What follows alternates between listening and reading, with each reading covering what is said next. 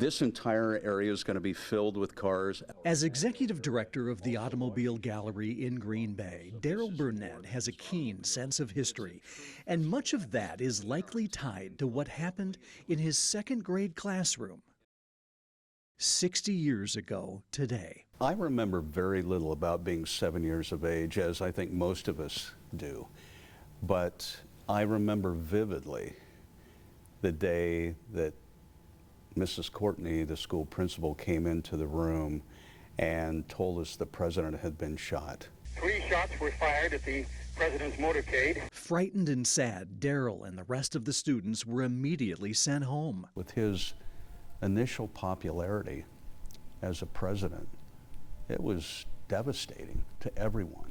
When Darrel arrived home at his family's Illinois farmhouse, he found his mother grieving. The nation was in shock.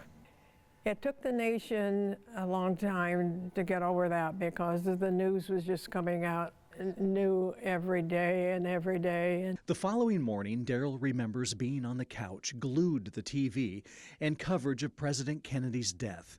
He then felt his mom tap him on the shoulder. And she simply said, "This came for you in the mail." And I remember just opening it up and staring at it. It's something that will be with me the rest of my days. Just a month earlier, Darrel had surprised his parents, informing them he was writing the president a letter. You know, what do you say to a president?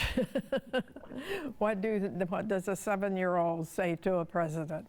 There must have been something that was going on in the world at that time that captured my fascination, because I remember sitting on the couch in our living room and writing the letter with one of those old lead pencils on lined paper.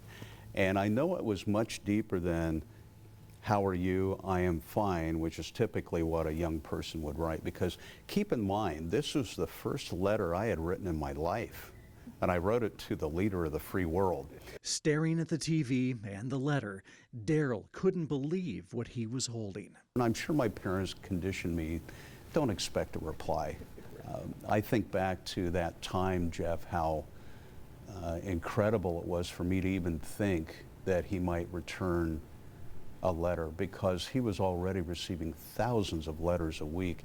Hand-typed on November 13th, 1963, the letter was postmarked on November 21st, the day before JFK's assassination. Dear Darrel, thank you for your letter to the president. He appreciated your thought and writing and sends his best wishes. Sincerely yours, Evelyn Lincoln, and then Evelyn Lincoln, personal secretary to the president. After keeping the letter in his room for many years, Darrel finally had it framed. He says what he appreciates the most is the letter's simplicity and the way it encapsulates the way the world was back then. There wasn't any pomp and circumstance. There wasn't a crest. The envelope says the White House. The stationery says the White House. Pure, simple, direct, and important. And more meaningful now to Darrel than ever.